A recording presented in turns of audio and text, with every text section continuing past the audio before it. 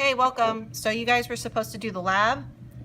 You should have collected the mass of the distilled water, which, by the way, the number of milliliters, which I believe is 100, is the same as the mass.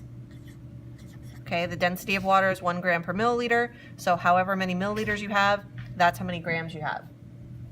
Okay, you also collected the mass of the ice cube. The specific heat of water is a known value. It's 4.184. You should have the original temperature of the water in the calorimeter and then the final temperature. Delta T should be a negative value because the temperature was supposed to go down throughout the experiment. So let's talk about how we're going to do the calculations here. In order to calculate the heat transfer, and I want you to think about it like this.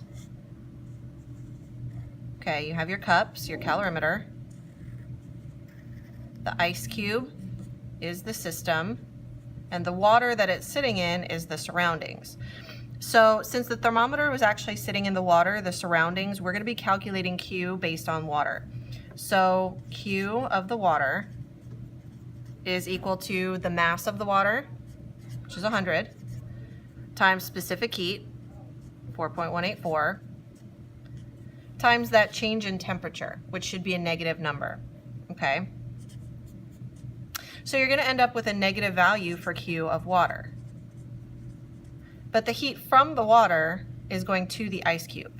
So anything lost by the water is gained by the ice, okay? It's kind of like a bank account. If I transfer money from my account to someone else's, my account has less in it and the other account has more, okay? So the heat is transferred from the water to the ice, and we're then going to use this positive value for Q in the second calculation. So you'll take the Q for ice, which is a positive.